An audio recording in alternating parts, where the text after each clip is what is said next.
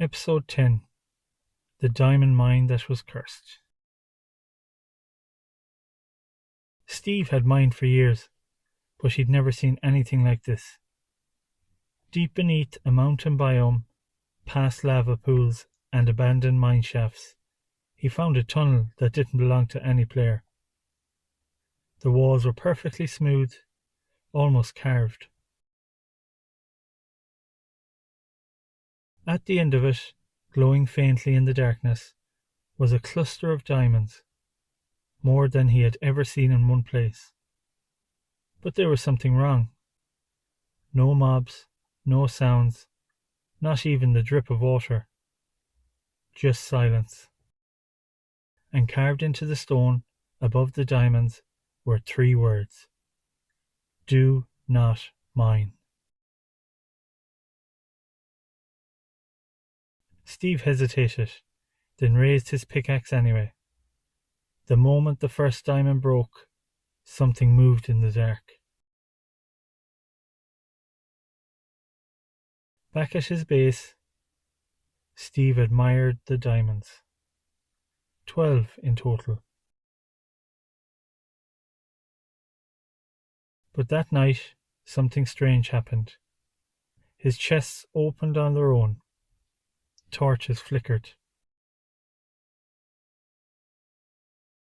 And outside, he heard footsteps. Slow, heavy, not like any mob he knew. When he looked out the window, nothing was there. But in the dirt, just outside the door, footprints, and they led away from his house, towards the mine. Steve couldn't ignore it. The next morning he returned to the mine. The tunnel had changed. It was longer now, and deeper. And the walls weren't smooth anymore. They looked scratched, like something had tried to claw its way out.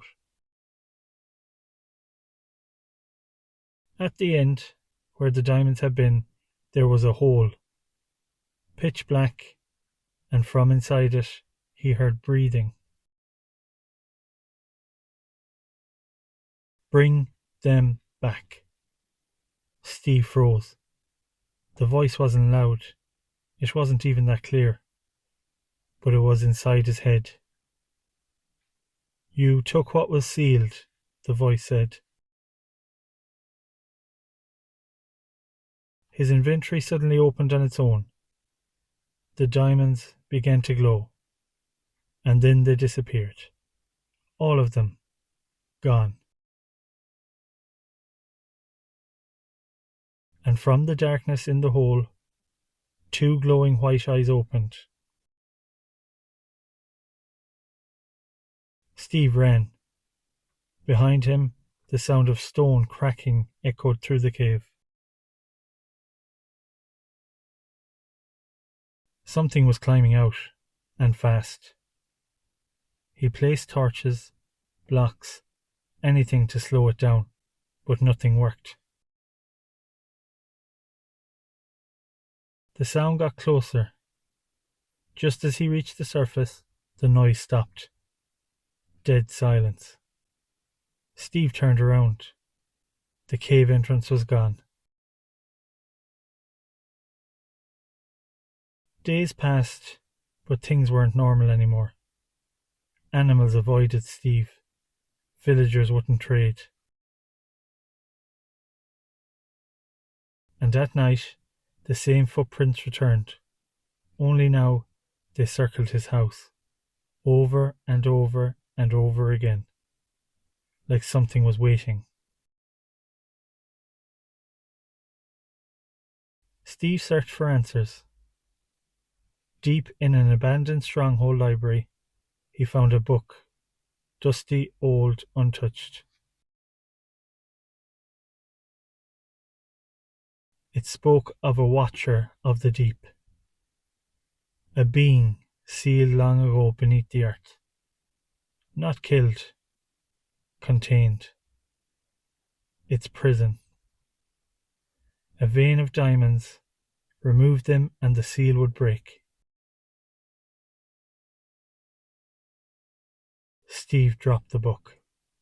I broke the seal, he said.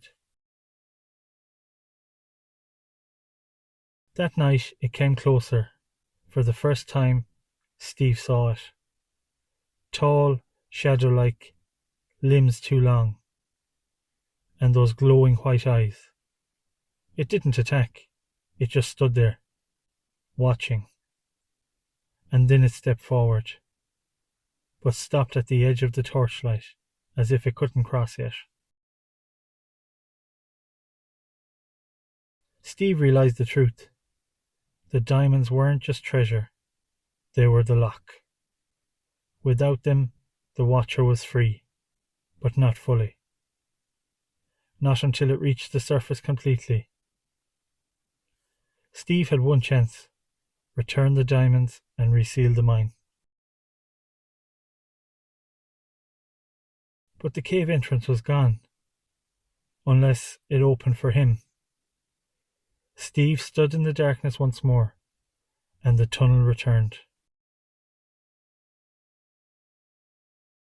Waiting, the Watcher stood at the end, silent. Steve dropped the diamonds back into the hole, one by one. The cave began to shake, and the wall sealed. The eyes faded, and everything went quiet again. The sun came up the next day, and thankfully everything had went back to normal. For now.